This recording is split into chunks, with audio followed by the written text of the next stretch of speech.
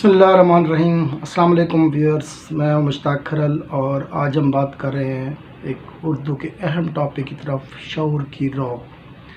M اے اردو میں بھی اور ایم فل کے سلیبس میں یہ ٹاپک شامل ہے۔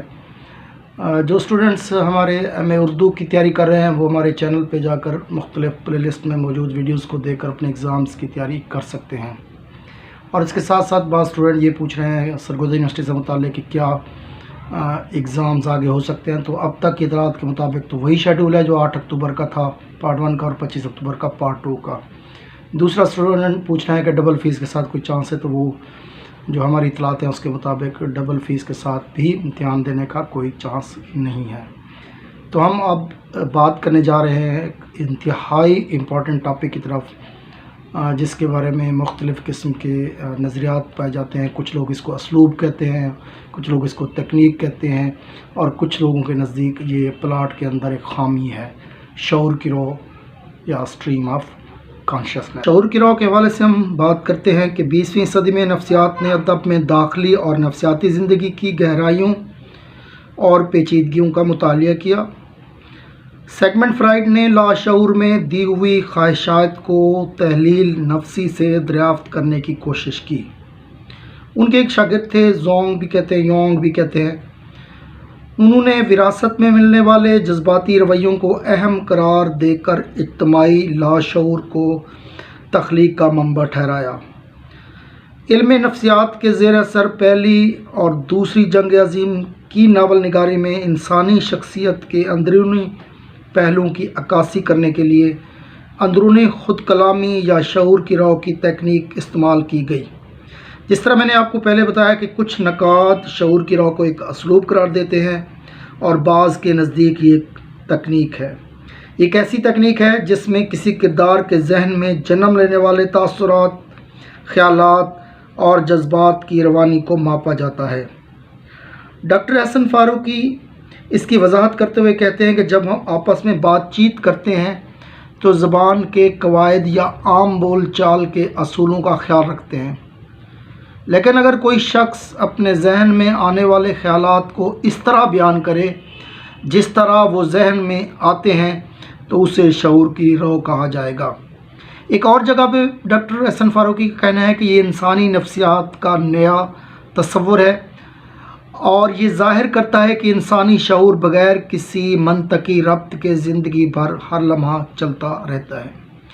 ایک انگریز رائٹر ہیں ڈیوڈ ایشز، ان کا کہنا تھا کہ شعور کی رو دراصل وقت کی قید سے یا وقت کے پنجے سے آزاد ہو جانے کا نام ہے۔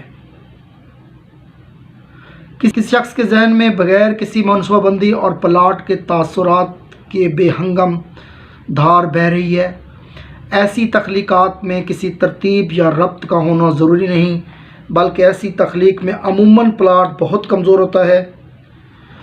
اس کے حوالے سے کچھ لوگوں کا کہنا ہے کہ شعور کی رو خیالات اور احساسات کا تسلسل اور اس کی ایک لہر ہے۔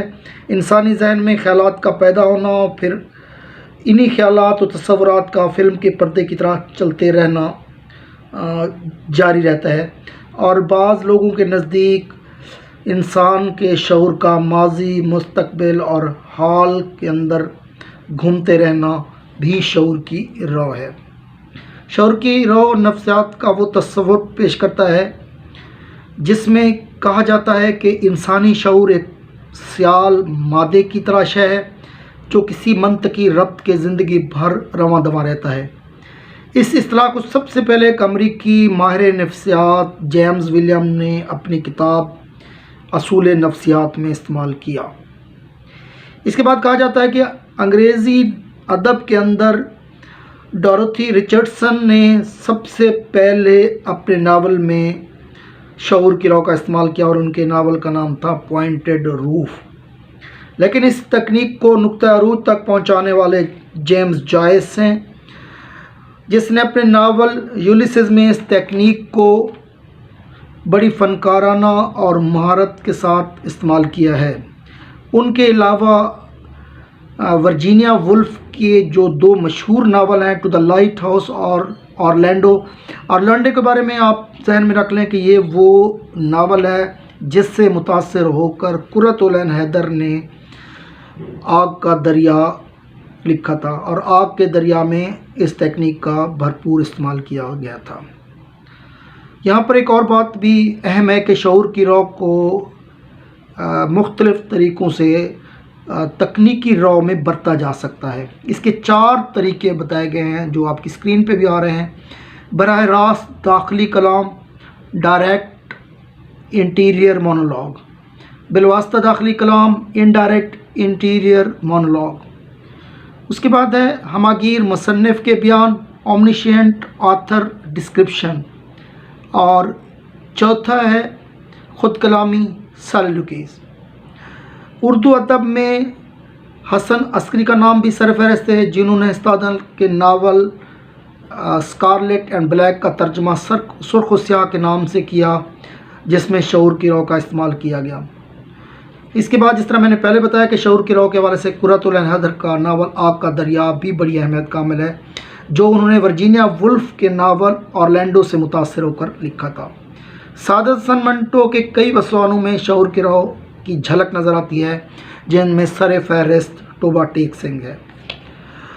उर्दू अदब में कई अदीबों की तहरीर में शऊर की रॉ को देखा जा सकता है, जैसा कि मुंशी प्रेमचंद, मुमताज़ मुफ्ती, राजेंद्र सिंह बैदी और असमत चुगताई के नाम सर फहरिस्त हैं।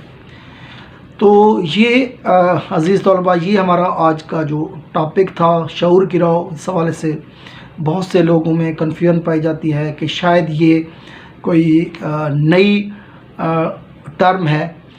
ये बिलाशुबा एक नई टर्म है, लेकिन इसका इस्तेमाल ख़ास तौर पर 60 की दहाई के बाद इसका इस्तेमाल ज़्यादा हुआ, जिसमें अंग्रेज़ी अदब और उर्दू अदब दोनों के अंदर हम इसको देख सकते हैं। तो ये हमारा आज का टॉपिक था। अपना और दोस्तों का बहुत ख्याल रखें। अस्सलाम।